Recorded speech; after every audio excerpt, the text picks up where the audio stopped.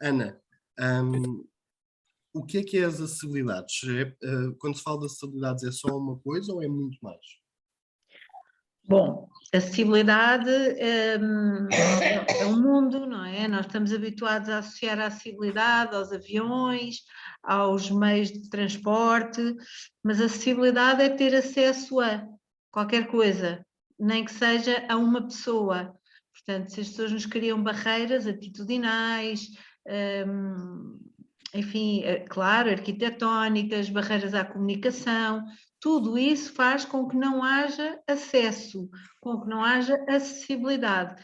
Portanto, e eu costumo dizer que as piores barreiras são as atitudinais, são aquelas que nascem dos nossos preconceitos, dos nossos estereótipos e que depois nos incapacitam. Portanto, quando não há acessibilidade, é impossível haver inclusão. E nós hoje em dia falamos tanto em inclusão, e temos que olhar para a acessibilidade com um conceito mais alargado do que apenas uma rampa para pessoas em cadeiras de rodas. Não é disso que se trata, isso é muito redutor. Acessibilidade é a possibilidade de incluir e de dar acesso a pessoas. Nós falamos de pessoas e para pessoas, é para isso que nós trabalhamos, é para as pessoas. Não é para a cadeira de rodas, nem para o elevador, nem para a rampa. Tudo isso faz parte, mas não é muito redutor quando nós falamos em acessibilidade e vimos o símbolo internacional de acessibilidade com um bonequinho numa cadeira de rodas. E pronto, a acessibilidade é proporcionar o acesso a qualquer coisa, nem que seja a outra pessoa. Uhum. A acessibilidade está muitas vezes ligada aqui à questão da acessibilidade física e muitas vezes é descurado as acessibilidades comunicacionais, como dizia, as barreiras até me custa dizer esta palavra, Atitudinais. atitudinais, e também as cognitivas. Um, é possível que estas barreiras sejam, que as pessoas nem se apercebam que estão a criar estas barreiras? Eu acho que sim, sem dúvida. Muitas das barreiras são criadas por desconhecimento. Aliás, muitas das limitações, das deficiências são invisíveis. E depois criamos aquela ideia de que toda a gente consegue, que toda a gente acede. Eu às vezes até costumo dar exemplos bem simples. Por exemplo, um calceteiro que está a fazer um passeio, para ele fazer o rebordo do passeio com 5 ou 6 centímetros é exatamente a mesma coisa do que fazer com 2 centímetros. É igual, só que num ele está a cumprir a lei, está a possibilitar o acesso de uma série de pessoas que se deslocam com produtos de apoio, com cadeiras de rodas, com andarilhos, e noutros, e na outra situação pode estar a impossibilitar uma pessoa de forma autónoma de aceder àquele espaço ou até de uma pessoa que tem um produto de apoio elétrico, uma cadeira de rodas elétrica, que não consegue vencer aquele desnível, que já passou a ser um degrau. Mas sim, há muitas limitações que são ocultas e é cada vez mais importante que nós consigamos derrubar esse estereótipo só da deficiência motora, da deficiência física, e que passemos para coisas às vezes menos caras de derrubar, barreiras mais acessíveis do ponto de vista financeiro para conseguirmos derrubar, para permitir o acesso a mais pessoas. Portanto, isto é um mundo efetivamente muito grande e é muito redutor falar apenas em cadeiras de rodas, em barreiras físicas e arquitetónicas. Sim, claramente. Essa é uma parte deste mundo, é uma parte importante, mas há mais. Eu queria fazer-lhe uma questão que era: o que pode cada um de nós fazer para melhorar as acessibilidades? Nós, enquanto indivíduos, o que é que podemos fazer? Olha, essa é uma boa pergunta. Eu costumo dizer que ninguém gosta daquilo que não conhece. Portanto, nós criamos estereótipos porque assim nascemos e crescemos e foram-nos incutindo, e não há nada como ler um bocadinho sobre os assuntos, informarmos sobre os assuntos para permitir justamente que as pessoas consigam abrir pequenas coisas E claro, da parte da acessibilidade física, claro que sim, não estacionar o carro, nem que seja por 5 minutos, num lugar que não é destinado a uma pessoa que não tem limitações, não passar à frente dessa pessoa, ter paciência, não ajudar sem a pessoa querer e permitir essa ajuda, porque isso pode proporcionar acidentes. Isso também são coisas que nós às vezes não sabemos, mas ter conhecimento sobre as limitações e aceitar a nossa diversidade funcional é muito importante, até porque nós ao longo da nossa vida, a nossa funcionalidade de uma forma natural vai ser alterada, portanto nós quando nascemos somos completamente dependentes, depois crescemos, vamos ficando muito autónomos, achamos que somos uns super-heróis, que vamos ficar assim a vida toda, nada nos vai acontecer, e de repente ou há uma fatalidade e o nosso mundo desaba, ou até não há fatalidade nenhuma e nós continuamos a crescer e a envelhecer, e aí depois, se vivermos muitos anos, provavelmente agregamos tantas limitações próprias e naturais da nossa humanidade e da nossa natureza humana, que vamos voltar a ser dependentes. E, portanto, essa nossa funcionalidade, esta diversidade funcional é natural da nossa natureza humana. E as pessoas esquecem-se disso. Portanto, dar pequenos passos, conhecer, ter essa percepção e aceitar a diferença, aceitar o outro como ele é, valorizá-lo, darmos sempre uma oportunidade às capacidades das pessoas, branqueando as suas incapacidades, porque afinal de contas todos nós temos incapacidades e se as valorizarmos as nossas capacidades, muito se ganharia, dando oportunidade. Às vezes basta dar mais tempo, não ter um olhar tão crítico, dar mais espaço, enfim, não é assim tão difícil, mas antes temos que conhecer, temos que gostar, e a partir daí as coisas vão acontecendo naturalmente. Nós não temos que ter aqui um caderno, uma sebenta com tudo aquilo que temos que fazer. Vamos aprender, vamos ouvir as pessoas, vamos lhes perguntar como é que podemos fazer com que o seu dia-a-dia, a sua experiência, a sua vivência seja melhor, e depois vamos começar também a perceber que há diversas formas de aceder às coisas, aos conteúdos, à informação, e temos aqui uma diversidade de necessidades e de limitações que também têm que ser respondidas, nomeadamente a informação, o acesso à informação. Nós não podemos querer que uma sociedade evolua se não tiverem acesso à cultura, se não tiverem acesso à informação, pois nós não podemos querer que uma pessoa que é cega, que uma pessoa que é surda e que precisa dos formatos de acordo com as suas limitações sensoriais, mas com as suas capacidades, que ela se capacite para conseguir ler e ouvir e ver à sua maneira, sem termos dado o nosso passo, sem termos preparado essa informação de acordo com o formato que é acessível para essas pessoas. E depois não podemos querer que elas sejam cultas, que elas se desenvolvam, que elas estudem, que elas trabalham, que elas sejam autónomas, se nós próprios também não nos disponibilizamos essas ferramentas nos formatos que são acessíveis para elas, não é?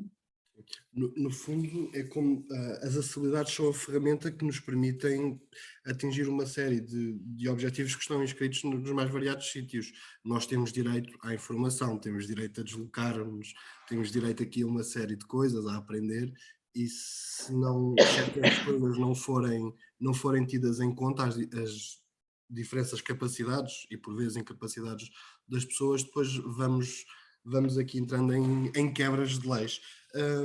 Ana falava-me agora de uma coisa, nós, como a maior parte de vocês que aqui estão hoje sabem, nós às sextas-feiras fazemos as nossas sessões de grupo de suporte, novamente à conversa, e eu coloquei esta questão a alguns deles, e muitos diziam-me que, António, ok, mas eu não sou um especialista, eu não conheço a lei, eu não sei quando é que as coisas estão bem e estão mal, e por isso prefiro nem falar às vezes. O que é que a Ana diria? Bom, a primeira pessoa que tem que conhecer as suas necessidades e aquilo de que precisamos somos nós próprios. Nós somos responsáveis pelas nossas necessidades, porque elas são únicas. Podem ter algumas características comuns, mas a Ana, a Carlota, que eu estou aqui a ver, vão ter necessidades diferentes das minhas. E em qualquer contexto, eu primeiro, antes de mais nada, tenho que ter noção das minhas necessidades e daquilo que eu preciso. Depois, para saber comunicar e para pedir, de facto, que haja respostas às minhas necessidades. Mas depois, uma pessoa não precisa de ser especialista em tudo, porque há especialistas em várias coisas, mas uma coisa que todos nós provavelmente queremos é que a lei seja cumprida, porque se a lei é lei, ela foi pensada, foi legislada, foi desenhada e é para ser cumprida. E hoje em dia, muitas das questões da acessibilidade, que não temos que ser todos especialistas, dentro daquilo que nos compete a nós, à nossa vida e às pessoas que convivem connosco diária, na nossa bolha, na nossa conchinha, essas nós naturalmente teremos que conhecer. Eu não tenho que conhecer as necessidades do António, nem o António tem que conhecer as minhas, mas nós temos que ir sabendo que a lei é para cumprir. E hoje em dia, infelizmente, grande parte dos nossos decretos-leis que trazem questões de acessibilidade para cima da mesa não são cumpridas. E estou a falar do Decreto-Lei do 163/2006, que tem a ver sobretudo com a acessibilidade física. Nós fomos, e barreiras arquitetónicas, nós fomos pioneiros numa lei muito avançada, mas depois deixámos, não sei se estão a ver um castelo com portas de fuga, deixámos muitas portas de fuga no castelo para não ser obrigatório cumprir, e passaram estes anos todos e temos muita coisa que não cumpre essa base, que é o Decreto-Lei 163. E depois já temos um novo Decreto-Lei que nos diz respeito a todos, porque todos nós navegamos na web, todos nós precisamos de aceder digitalmente à informação. Muitas vezes é um grande passatempo de pessoas com deficiência, muitas vezes é a única forma de aceder à informação de uma maneira ágil, e os sites têm que ser acessíveis, é obrigatório. Houve a transposição de uma diretiva comunitária, portanto, em todos os países da União Europeia, mas isso depois deu origem a um decreto-lei, que é o nosso 83/2018. A verdade é que continuam sites a aparecer como cogumelos em várias instituições públicas e que não cumprem com esses critérios de acessibilidade. Esses critérios permitem que, de uma maneira simplificada, quem tiver os seus produtos de apoio, um leitor de ecrã, ou quem tenha, por exemplo, algum problema que descompense com pop-ups, ou com luzes agressivas, ou com imagens muito agressivas do ponto de vista visual, que essas situações sejam corrigidas.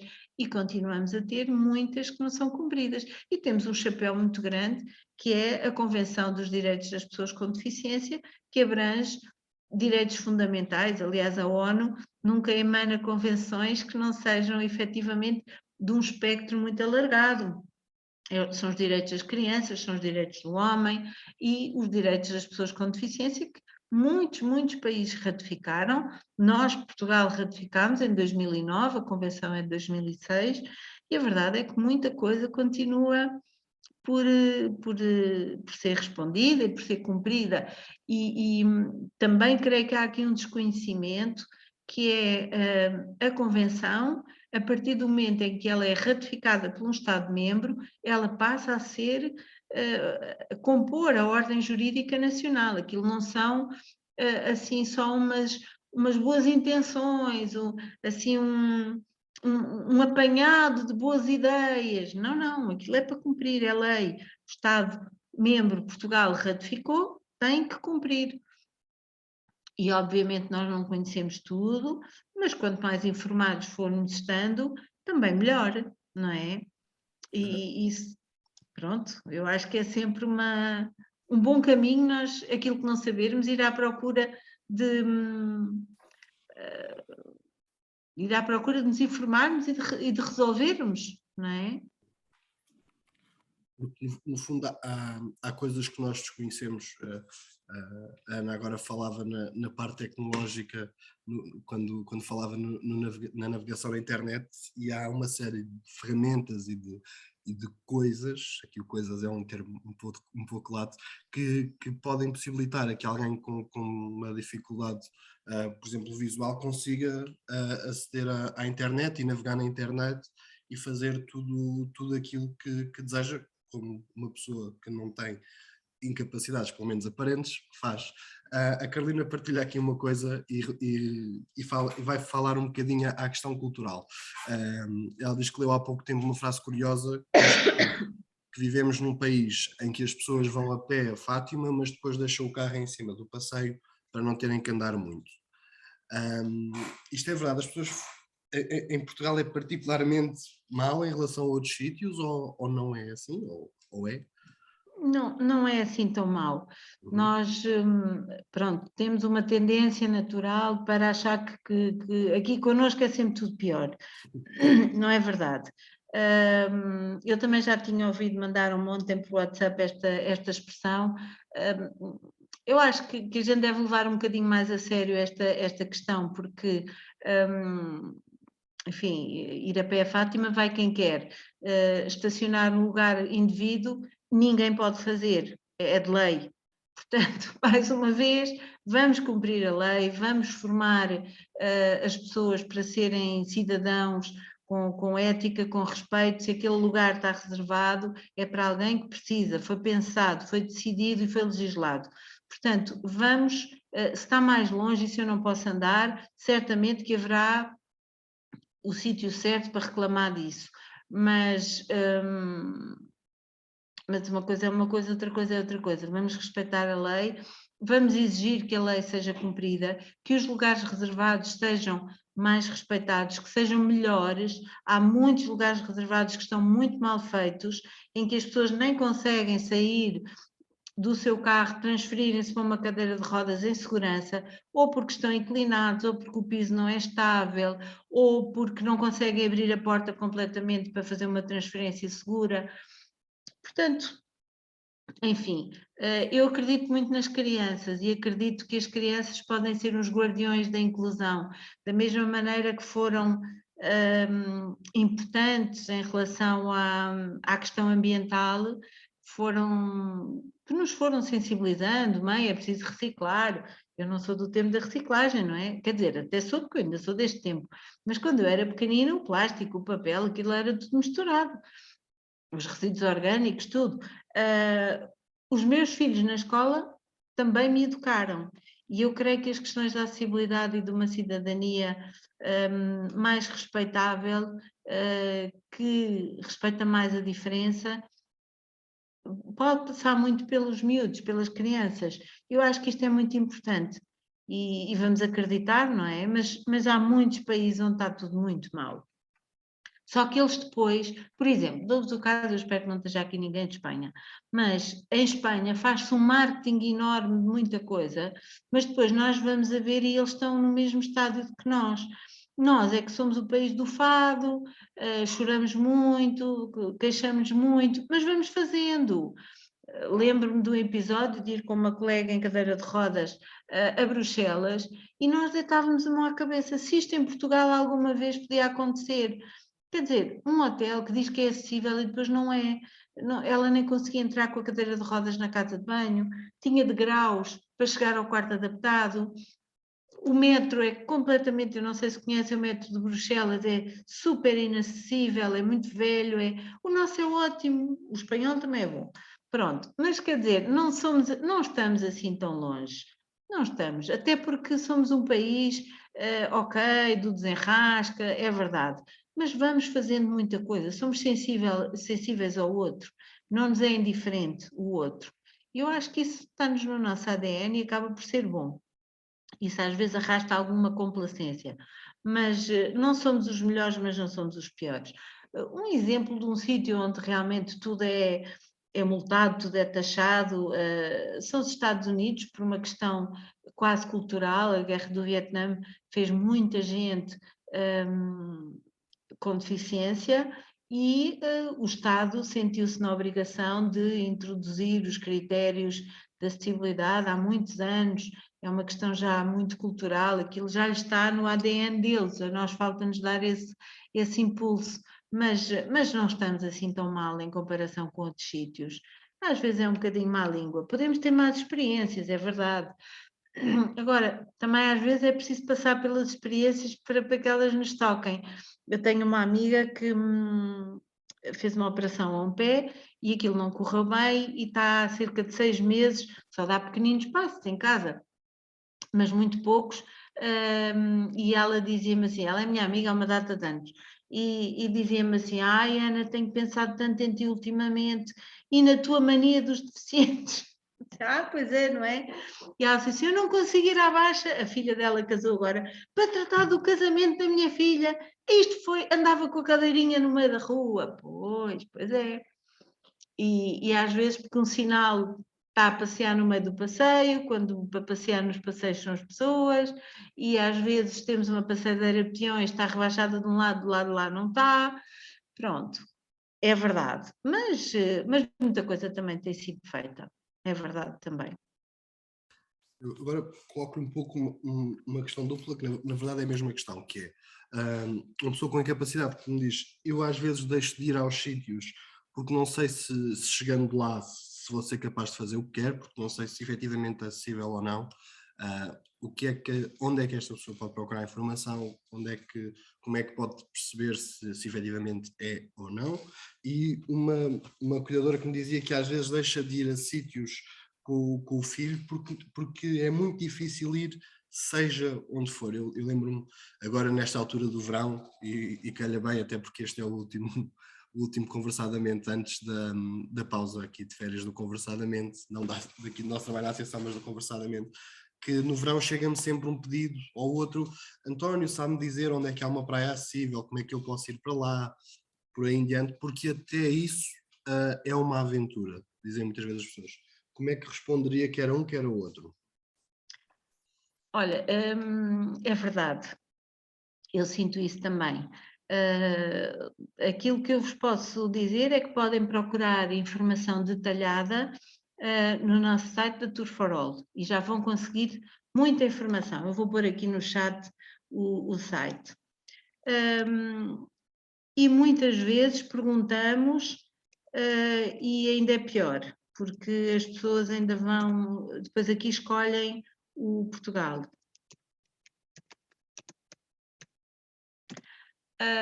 E dão-nos informação e nós chegamos lá e afinal não é assim. Há muita falta de conhecimento, mas as coisas vão melhorando. Em relação às praias, eu acho que houve uma evolução brutal. E deixo já, olha, passa a publicidade, deixo aqui alguns exemplos de sítios brutais. Nós tivemos, no âmbito de um projeto, tivemos a filmar numa praia no Alentejo, no Alqueva, em Portel, e a de Reguengos de Monsaraz também. São duas praias de águas limpinhas, calmas, com todos os produtos de acessibilidade que as pessoas possam querer, até canadianas anfíbias, os nadadores salvadores que prestam o serviço com tiralôs, tem espreguiçadeiras que estão ao nível da transferência da cadeira de rodas, tem estacionamento reservado, tem casas de banho adaptadas, tem uma cadeira todo ao terreno para passear ali à volta e para descobrir ali aquela região toda do Alqueva que cresceu e, portanto, acho que há ali uma oportunidade muito gira. As águas são muito calmas, limpinhas e foi uma surpresa muito agradável que nós também fizemos. Depois, em relação à canseira de andar à procura de informação. É por isso que as pessoas depois fidelizam quando vão a um sítio bom, quando corre bem uma experiência, pois é sempre para lá que eu quero voltar, porque eu não quero mais ter experiências negativas. Pronto, e nós todos sabemos que isso é assim, não se muda por decreto. Há dias onde temos mais paciência, há outros dias onde estamos mais zangados. Eu hoje de manhã estava muito zangada, por exemplo, porque ando há muitos anos a batalhar por formação e hoje também tive uma notícia de que vem lá tanta coisa, tanto dinheiro, tanto não sei o quê, e a formação para o setor público contempla muito pouca cidadania inclusiva. Continuamos a falar em portadores de deficiência, que é uma semântica errada. São pessoas com deficiência, porque elas têm muitas eficiências. E, portanto, o portador, parece que trazemos a deficiência aqui às nossas costas e em qualquer momento a depositamos na cadeira e ficamos livres da deficiência. E estas pequenas coisas influenciam os jornalistas, influenciam aquelas brincadeiras de mau gosto, de piadas, onde se faz humor da deficiência e da condição de deficiência. Isto só muda com o tempo, mas com a formação. E eu fiquei muito triste quando vi o programa de formação para 2023 do INA, onde tinha feito tantos inputs, tinha dado tantos contributos a pedir aqui um refresh, e continuamos com 3 horas de design universal, que não vai servir para nada, com umas horinhas de língua gestual portuguesa completamente descontextualizadas, e ensinar o básico, falar do básico, do respeito e da diversidade das pessoas. Aí ficou tudo por responder. Olha, mas a gente desanima de manhã, mas à tarde já estamos animados, não há outro caminho, é assim ou assim, é seguir em frente. Mas custa, sou solidária com quem acha que custa, com quem está cansado, até porque muitas vezes esquecem-se que é a nossa realidade, 365 dias, das 8 da manhã ou das 7 da manhã até à meia-noite, todos os dias, e é um dia a seguir ao outro. Mas não temos outra hipótese, não temos outro caminho, não temos outra alternativa, portanto, toca arregaçar as mangas e continuar. Nós costumamos dizer que cada sítio que vamos com pessoas que têm algum tipo de dificuldade, vamos ensinando qualquer coisa às pessoas que lá estão. É verdade. Se eu for a um museu e o museu achar, sim, eu tenho aqui as acessibilidades todas, mas como a plataforma da cadeira elevatória nunca é usada, ou está variada e está variada há 10 anos, ou porque o serviço educativo não está preparado para fazer uma visita guiada a pessoas com dificuldades de comunicação, é o suficiente ir lá alguém para eles começarem a pensar que têm que reformular, têm que voltar a fazer. É verdade, António, é verdade. Mais uma questão. Vou-lhe pedir 2, 3 sugestões, se for possível. Aliás, é uma pergunta que pede sugestões, que é que sugestões tem para quem quer ir a um sítio novo? Eu já estive em vários sítios, gostei muito de todos, mas eu agora queria mesmo eu preciso de ir a um sítio novo, preciso de ir ao autódromo, porque vai lá haver uma coisa que eu gosto imenso de ver, mas eu não sei como é que é de fazer, não sei quem é que posso recorrer, a quem é que posso pedir ajuda. O que é que a Ana diria? Bem, estamos a falar de 2 coisas diferentes. Está-me a perguntar sugestões de sítios novos que nunca foram, ou há um sítio que para mim é novo, como é que eu faço? Sim, essa segunda. Um sítio que para mim é novo. Eu faria assim, para já, pesquise na Tour for All, pode ser que lá esteja a informação, mas não há hipótese a não ser telefonar e perguntar. E saber perguntar também, porque só perguntar vagamente, tem acessibilidade, eles vão dizer que sim, até porque têm medo. Mas tem que perguntar quantos degraus tem, até ele responder, não tenho degrau nenhum, a entrada é plana, mande-me uma fotografia. Eu acho que tem que ser assim, qual é a largura da porta, qual é a altura da cama. Uma vez perguntaram, mas para que é que interessa a altura da cama? Eu interessa, porque uma pessoa que tenha pouca mobilidade até se pode transferir da cadeira para a cama, mas e depois como é que sai da cama para a cadeira? Não é? Se for um colchão muito mole e se for uma cama muito baixinha, como é que a pessoa volta para a sua cadeira? Não é? E, portanto, há aqui toda uma série de questões, mas também noto que hoje em dia há maior conhecimento para dar resposta às perguntas. Mas nós temos que saber fazer as perguntas também. Temos que, não é telefonar e perguntar se é acessível. Eles vão todos dizer que sim. É ir direto ao assunto e perguntar tem degraus à entrada, há estacionamento, a que distância, como é que eu chamo o apoio, há lá algum telefone, pode-me dar algum telefone para eu pedir ajuda se eu for, ou seja, também temos que ser inteligentes a formular as perguntas. E tenho tido muito boas surpresas também. Tenho aprendido muito com gente que sabe muito mais do que eu. Eu fico tão contente com isso. A Marta, sobre esta questão de ligar ou de falar, diz-nos que às vezes o problema é mesmo que os sites das entidades governamentais estão escritos de forma muito pouco clara, são de difícil acesso até para quem não tem nenhum tipo de capacidade, e quem não se pode deslocar com facilidade está tramado por os contactos telefónicos e e-mail que nunca são respondidos. E também é uma... Mas é insistir, António, aí é insistir, insistir, insistir até ter resposta. Ou então depois começar a fazer, e já me aconteceu também, fazer uma reclamação. Nós não nos podemos demitir daquilo que é a nossa responsabilidade em reclamar. E eu não sou muito reclamona, mas é preciso fazer esse trabalho. Portanto, sumarizando aqui, é importante tentarmos perceber se o sítio é acessível ou não, tentar encontrar na internet essa informação. A Ana deu-nos aqui o site do Tuforal, a aplicação, também é uma aplicação. Tentar ligar, falar diretamente, e aqui, ao ligar, é importante nós sermos claros nas nossas... E exigentes, António, exigentes também. Saber o que é que vamos perguntar, sabemos qual é o tipo de informação para as nossas necessidades de acessibilidade que são importantes recolher essa informação, porque eu tomo nas tintas que haja braille no elevador, eu não leio braille. Eu preciso de saber se a minha cadeira cabe ali, qual é a largura da porta do quarto, se a casa de banho tem banheiro ou tem duche. Eu tenho que saber perguntar. E depois perguntar o nome da pessoa a quem eu perguntei e quando vou, se as coisas não correrem bem, exigir. Nós temos tido reclamações de pessoas muito corretas que vão até ao fim da linha. Mandam a reclamação para o hotel, mandam para a Câmara, mandam para o Turismo Portugal, e tem que ser assim mesmo. A Ana aqui também colocou um ponto interessante, que é a quem é que devemos, não sei se reclamar pode ser a palavra certa ou não, mas para já qualquer pelo menos. estabelecimento tem um livro de reclamações, é a primeira. E depois ser objetivo e dizer, olha,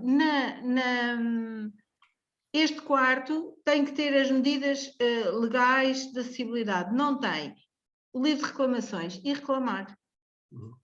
E é importante mesmo, se eu noto... As redes sociais hoje em dia são um excelente veículo de comunicação. Pôr nas redes sociais, mantemos o nível, mantemos a boa educação, mantemos tudo, mas dizemos o que há para dizer, é muito importante. Sim, e também é importante que nós sinalizemos as falhas, mesmo que esta não nos afetem a nós.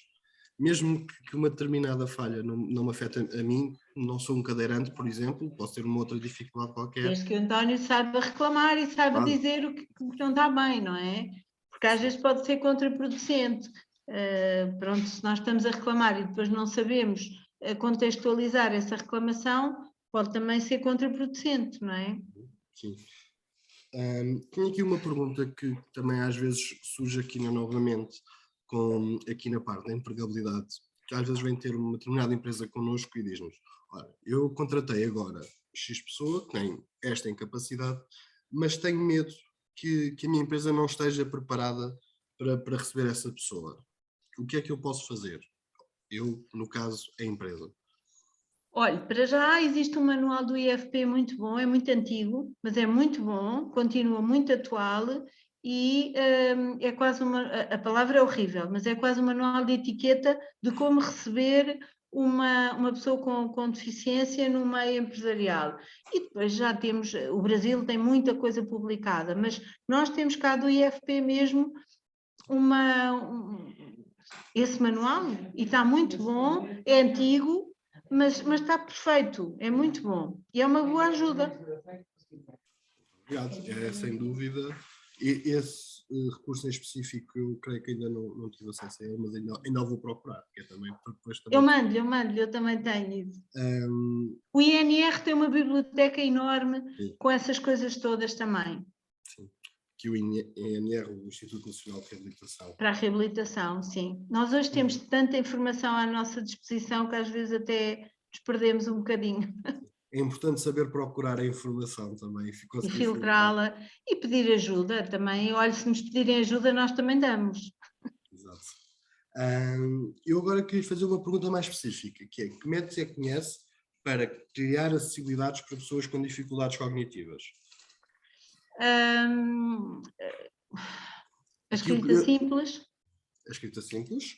A pictográfica. Uhum. Portanto, o método SPC. E depois um relacionamento interpessoal adequado. Ou seja, não dar às pessoas aquilo que elas não têm capacidade para apreender e que não vão usufruir e que só se vão sentir cada vez mais inferiorizadas por não estar a conseguir acompanhar. A sinalética é muito, muito importante. Haver uma sinalética standardizada, nomeadamente das casas de banho. Quantas vezes a sinalética da casa de banho são verdadeiras obras de design, que depois nós não conseguimos compreender onde é que é o homem e onde é que é a senhora. Porque pessoas com déficit cognitivo muitas vezes estão habituadas e precisam de rotinas, precisam de coisas simples e são muito felizes e dão-nos grandes lições de vida relativamente à alegria versus simplicidade. E nós às vezes complicamos tanta coisa. Portanto, uma sinalética simples, rotinas simples, ordens e orientações objetivas também, e depois partir a informação aos bocadinhos. Não é? Eu não posso dar logo 3, por exemplo, brifar uma atividade de animação turística. Eu não posso passar 10 regras ao mesmo tempo, 10 instruções ao mesmo tempo. Eu tenho que passar uma, ter feedback se ela foi apreendida. Passar uma segunda, voltar a ter feedback, volta à primeira. Portanto, tem que haver aqui, para já compreender que uma pessoa com déficit cognitivo não está a fazer por mal, ela é simples, ela é genuína, ela pode chegar ao pé do António, isto já me aconteceu, e fazer uma vestinha na barba, porque nunca vi uma barba como a do António. E o António chega para o lado, assustado e tudo, e o António pode perfeitamente dizer: pronto, agora já viste, agora tira daqui a mão. Portanto, temos que ser simpáticos, mas não precisamos de não ser corretos. Lembro-me que estava numa formação e normalmente nestas áreas há muito mais mulheres do que homens. E interrompemos esse workshop de formação a meio, para o café, para a água, para ir à casa de banho, e eu fui à casa de banho dos homens. Porquê? Porque eu não queria inibir os participantes, terem que ir todos, estarem ali numa fila que nunca mais acabava. E eu entrei na casa de banho dos homens, bati à porta, vi que não estava ninguém, entrei, saí, pronto, lá me despachei, pronto, sempre assim toda despachada. Cá fora estava o meu amigo João Batista e disse assim: então tu afinal já não és a minha mãe, agora és meu pai, porque ele dizia sempre que eu era a mãe dele. Irmã, mãe, andava assim e tu já não és a minha mãe, tu afinal és o meu pai. E eu assim: então porquê, João? Saíste da casa de banho dos homens. Estão a ver? É que as pessoas têm umas correlações de informação que fazem sentido e que são muito transparentes e muito abertos e muito... Não é complicado. Temos que tratar as pessoas como adultos, não são crianças, portanto, não infantilizar o relacionamento, mas estar ao nível daquilo que aquela pessoa compreende e gosta. Também já tive surpresas, foi estar no fundão, onde uma dessas pessoas veio dar um testemunho e, de repente, um dos participantes desse workshop era professor de educação especial e ele entra e diz assim: lembras-te de mim? A pessoa com deficiência, para o professor, lembras-te de mim? E o professor: tu foste o meu professor em Coimbra, no sítio não sei quê, não sei quê. Porquê? Porque havia uma boa referência, de facto este professor fez um bom trabalho, só que o professor já nem se lembrava daquele aluno, e aquele aluno, o professor foi tão importante que, apesar de ele ter um déficit cognitivo, não se esqueceu dele. Bem, o professor diz: isto para mim foi uma lição muito grande. Lembro perfeitamente o workshop no fundão disto acontecer. Portanto, não vamos desvalorizar as capacidades que as pessoas têm, vamos compreender que aquilo não é uma doença, é uma deficiência, que são coisas muito diferentes. Ainda hoje estive numa reunião onde as pessoas teimam em misturar doença mental e deficiência intelectual. A pessoa com deficiência intelectual também pode ter uma doença mental, mas estamos a falar de duas coisas completamente distintas. E, portanto, há que ter essa noção, essa percepção, mas comunicar com pessoas com déficit cognitivo não é assim muito complicado. A escrita muito simplificada, a conversa simplificada, direto ao assunto, sem estarmos com grandes rodeios, não têm paciência, nem tempo, não estão para isso. Não dês voltas, vai direto ao que me queres dizer. Pronto, e dar e receber na mesma medida. Portanto, exigir também correção, educação.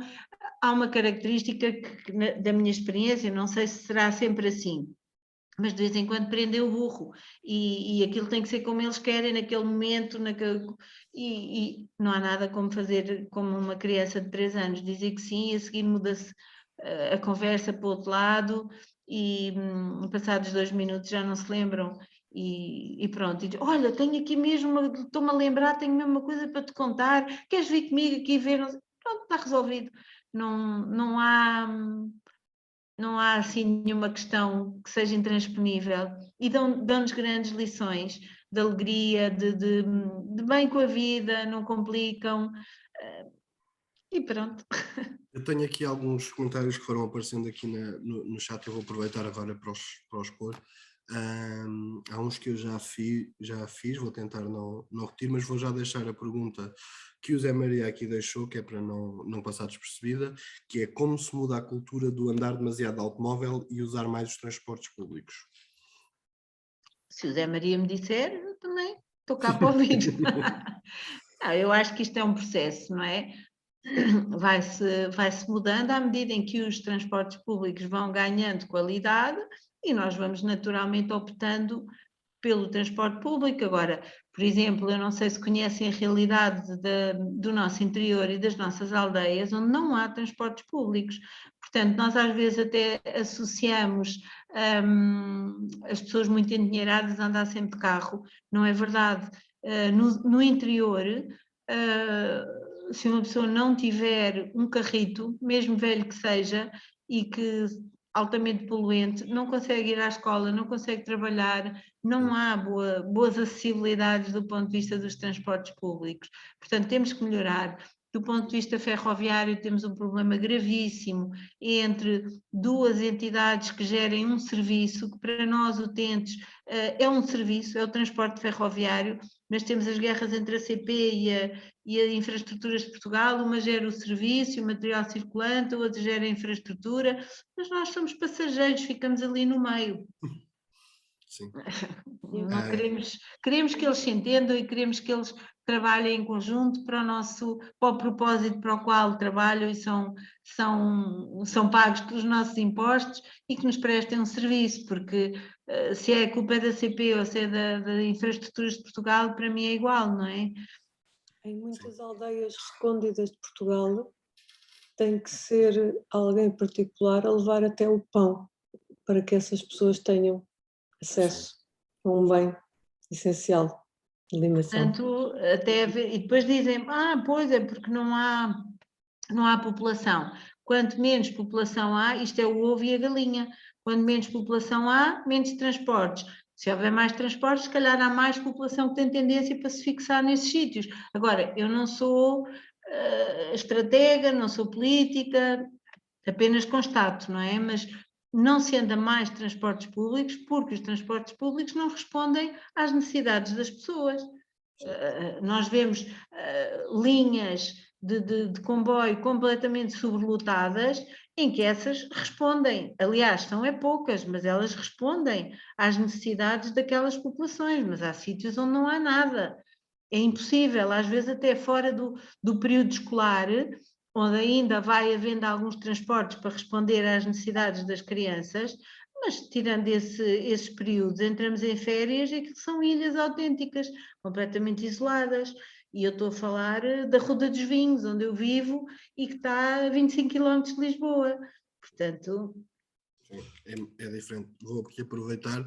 A Carla diz-nos que em Espanha António, existe a 11 para os invisuais. Diga, Carla, que é um em recurso. relação à questão cultural que refere o Zé Maria, Sim, a cultura, a mudança de hábitos começa a partir dos pequeninos, portanto são sim, gerações de trabalho, décadas. sim. A Ana há pouco fazia-se paralelismo com a reciclagem. Efetivamente, eu acho que se quando eu fosse pequenino não tivesse feito a pressão que veio da escola e eu depois transpus para casa, ainda hoje não se fazia reciclagem em Mas minha é casa. verdade, é verdade.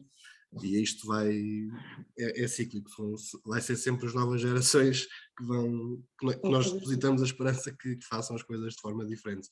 Aqui a Carla falava-nos de outro recurso, que é o 11 para os invisuais, que existe em Espanha. Não sei se a Ana conhece. Conheço. Sim. Aqui a Carolina Fiz lá o fala. meu mestrado com eles. Vou aqui dar aqui uma nota aqui do que a Carolina me disse há pouco, que ela diz que não tem grande razão de queixa porque consegue andar com facilidade, mas quando as distâncias são muito longas, ela costuma dizer que desce abaixo, literalmente, e vai de cadeira de rodas, que é para não se cansar, porque começa a ser mais difícil. E a partir desse momento, nota-se imenso que as pessoas respeitam mais e tendem a tentar ajudar mais. É verdade. Era Quanto mais algo. visível é a incapacidade, mais é a vontade de ajudar, sim.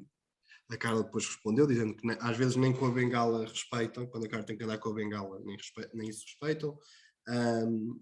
Pessoa com deficiência para determinadas pessoas é colocar o dedo na ferida, portanto, obriga ao cumprimento das leis para essas mesmas pessoas. Ou seja, pessoas sem deficiência, contrariamente a nós, com deficiência. Depois fala aqui sobre o site de empresas também, sobre a questão dos sites serem acessíveis ou não, e ainda que reclamar é uma das melhores formas de fazer cumprir a lei. A Ana Marques, e agora vou pedir que me ajude, pergunta que método, que não percebeu bem qual era, mas eu depois acabei por não perceber exatamente quando é que foi esta mensagem. Peço desculpa. Foi quando estava a falar da questão da acessibilidade com pessoas com dificuldade cognitiva. Portanto, falou na escrita simples e falou num método que me pareceu SPC, mas eu não percebi bem.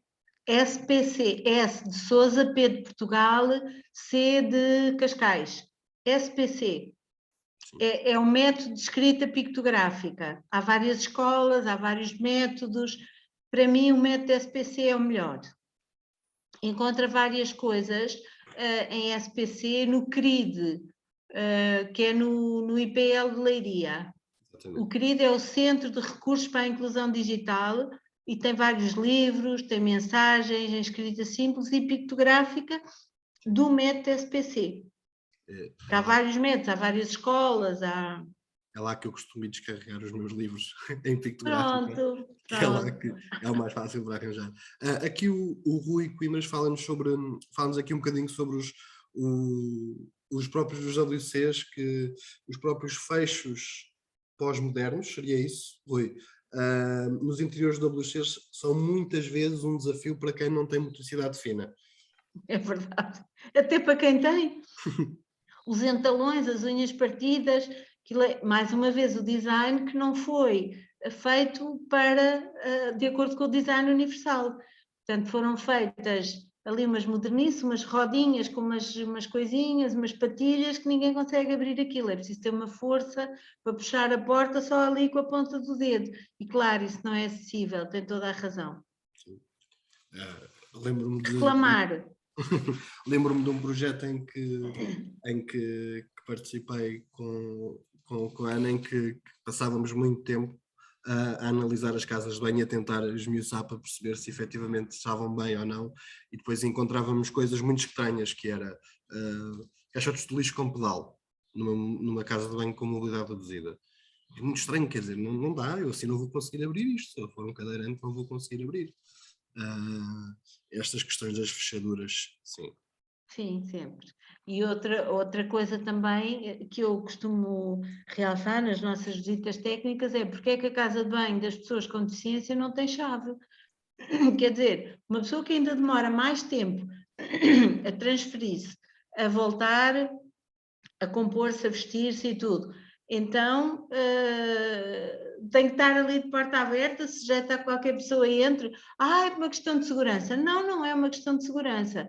A questão de segurança, há um cordão e há um alarme e há outras formas de proteger. E há uma casa de banho com uma asepsia bem feita, porque efetivamente as pessoas têm que se sentar, têm que se agarrar, a casa de banho tem que ter uma higienização superior às outras, e não tem que estar de porta aberta. Não, não mesmo. Isso é violar um direito das pessoas com deficiência, não é? Que precisam da sua intimidade, precisam de que seja respeitada a sua intimidade como é de qualquer outra pessoa. E keep it simple, ponham soluções simples. Muitas vezes também confundem todos os equipamentos ortopédicos que existem em meio hospitalar como se fosse uma necessidade num recurso ou num equipamento comum. Não é preciso, muitas vezes, aqueles equipamentos, as sanitas com o buraco, elas existem para os cuidadores poderem introduzir a mão para fazer esvaziamentos, para fazer higiene, e são muito altas também para o cuidador não estar demasiado baixo. Sim. Mas depois põe uma daquelas sanitas onde toda a gente cai lá para dentro, porque aquilo tem um aro enorme, escorrega-se, e uma pessoa que já não tem equilíbrio ainda tem que fazer ali quase um equilibrismo para não cair para dentro da sanita ou para não cair para o chão. Sim, não é. Reclamar, não está bem, vamos reclamar, vamos ensinar como é que está bem. Mais uma vez, é um pouco uma questão atitudinal, no caso.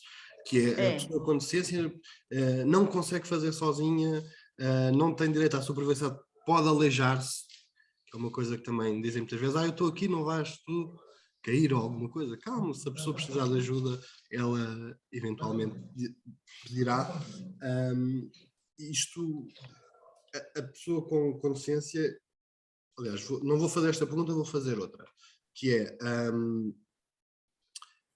quando se fala em acessibilidades, pensa-se sempre para que a pessoa, numa perspectiva da pessoa conseguir fazer sozinha, ser completamente, ou conseguir fazer autonomamente, o mais autonomamente. Correto ou não? Exatamente, aliás, o design universal, os 7 princípios do design universal preconizam isso mesmo, para que o máximo de pessoas consiga utilizar, fruir, vivenciar na maior segurança e na maior autonomia possível, e quando de todo em todo não é possível, que seja facilmente introduzido um produto de apoio. Portanto, essas são as premissas do design universal, mas que tentem abranger o maior número de pessoas possível. Claro, será uma utopia, porque temos sempre franjas de pessoas, temos sempre uma parte marginal em que essas pessoas não conseguem mesmo, precisam de ajuda, mas onde os espaços e os equipamentos permitem a introdução de um produto de apoio e a funcionalidade de um produto de apoio. Sim. O Rui agora tem aqui, o próprio do Rui Coimbras tem uma pergunta para responder, que o Rui comentou que Portugal foi o país que permitiu que um arquiteto premiado dissesse no serviço público de televisão que as acessibilidades não eram importantes, género, eu não quero saber. Ana Marques pergunta-lhe quem foi. Eu confesso que não sei, Rui, mas vou andando um bocadinho à frente. A Marta também comenta que, aliás, a Ana Marques pergunta e a Marta comenta que acha que as empresas de construção deveriam ter um ergonómico para fazerem as coisas em condições para todos. Eu acho que devia ser dada formação muito, muito, muito extensa e muito transversal. Eu há bocadinho falei do exemplo do calceteiro. Se o senhor que está a fazer a calçada do passeio não sabe o impacto que tem, não fez o roleplay, não se pôs no lugar do outro, não criou empatia pelas necessidades da outra pessoa, aquilo que eu disse ao início, ninguém gosta daquilo que não conhece. Portanto, para mim, calceteiro é a mesma coisa, 6 centímetros, até baixinho, do que um degrau de 2 centímetros. O de 2 cumpre a lei e o de 6 não cumpre. E haverá muitas pessoas que já não conseguem de forma autónoma fazer um cavalinho, sem cair para trás e utilizar aquele espaço. Ou até uma pessoa que utiliza uma canadiana ou que utiliza um andarilho. Vencer um desnível de 2 centímetros não é vencer um degrau de 6 centímetros. Portanto, uma rampa, quantas rampas da morte nós temos para aí, não é? Desníveis, escorregadias, portanto... Inclinações extraordinárias, ótimas para fazer downhill, não tão boas para fazer... para pessoas cadeirantes, por exemplo, ou pessoas com dificuldades de locomoção. Eu também assisti a isto do Souto Moura, é verdade. Mas pronto, nós temos que, nós na altura indignamos e ficamos zangados e chateados e tudo. E a seguir não temos outra alternativa senão apoiar os que sabem fazer, os que percebem e acreditar que um dia se calhar o Souto Moura vai andar em cadeira de rodas e vai se lembrar daquilo que disse, porque ele tem responsabilidade e tem palmarés suficientes para ter cuidado com aquilo que diz. Mas não foi só ele, nós temos tido às vezes algumas declarações de políticos tão infelizes e não tem a ver nem com o partido A, nem com o partido B, nem com o ambiente de mais ou de menos renome. São mindsets que não estão trabalhados, são pessoas que não têm uma cultura de facto de inclusão, nunca lhes tocou à porta, nunca... são incultos, olha, são incultos. Pronto, é a mesma verdade. Têm ignorância, não têm informação relevante que seja e que esteja ao nível da dignidade que eles querem ter. Compete-nos estar cá e continuar a vender o nosso peixe e a reclamar. Vou aqui finalizar aqui esta ronda aqui pelo nosso chat. A Ana Marques aproveitou e deu aqui um toquezinho à pergunta que a Marta tinha feito, ou ao comentário que a Marta tinha feito. O projeto de arquitetura é que tem que assegurar isso para as coisas serem bem feitas ou em condições. Nem sempre depois as construtoras ou quem está a efetuar a obra depois vai e cumpre aquilo que está no desenho. Aqui o desenho deve ser uma má palavra, não é, Ana? Está correto, está correto. Está certo? No projeto. Há quem conceba o projeto, há quem o execute e há quem o fiscalize. Se estas três entidades tiverem todas, eu já vi projetos muito bons desenhados e chegar ao fim e estão uma grande porcaria. Houve aqui no meio quem executou e quem fiscalizou que não cumpriu a sua parte, mas estas três etapas têm que ser cumpridas. O projeto é quem nasce, é quem concebe, depois quem executa e quem fiscaliza. E depois nós que vamos lá reclamar que não está bem. Sim. A Carolina também diz aqui um último comentário e depois vamos ter que fechar, que é, eu fui para a faculdade de Medicina em Coimbra, voltei ao curso em 2020, ou seja, já depois de ter tido o seu acidente, e é de lamentar a forma como os blocos estão construídos, ou seja, como as salas de aulas e os diferentes edifícios depois estão construídos, com rampas enormes que tornam impossível empurrar uma cadeira. Nem o Chris Rock conseguiria. O Chris Rock não sei qual é, mas nem o Hércules conseguiria subir aquilo tudo à mão. Isto acontece e há uma tendência depois porque os edifícios não estão preparados, porque são antigos ou por 500 razões, que vão facilitar para depois não ter que corrigir, vão passar a ala para outro sítio. Mas ainda dói mais quando os edifícios são novos. Sim. Pois, a Carla também, pronto, é a última, não vou poder fazer mais comentários, que é, pior é quando na reunião de condomínios, uns condóminos querem construir a rampa e outros não querem, e entretanto a entrada do prédio fica... porque a entrada do prédio fica inestética. Pode ser que um dia precisem. Pois, sim. Há aqui coisas sobre isto. Eu não quero estar a mentir, Ana. Há quem já precise, António, há quem precise, esteja a utilizar e mesmo assim os restantes condóminos... Não quer. Pois, eu fico... É uma teoria extra. Eu não quero mentir, mas eu creio que há uma legislação que permite à pessoa obrigar o condomínio a ter que fazer... Tem que suportar as despesas. Sim, eventualmente poderá ter que suportar... Mas se tiver um atestado de incapacidade, sim. Pode fazer. Sim. Muito obrigado a todos. Nós escutámos aqui a nossa hora muito, muito rápido. Muito obrigado à Ana por ter aceito o nosso É convite. sempre um prazer falar destas coisas. É sempre um prazer falar consigo sobre estas coisas e sobre outras coisas também. Novamente agradeço a todos e dizer-vos que aqui este nosso projeto do Conversadamente vai de férias, regressa em setembro com novos temas, com novas coisas, convidamos desde já a que estejam atentos. Em setembro vamos manter aqui a nossa tradição, última segunda-feira do mês, que no caso vai ser dia 26 de setembro, o tema eu ainda não vou revelar. Muito obrigado a todos. Obrigada. Boa noite. Boa noite.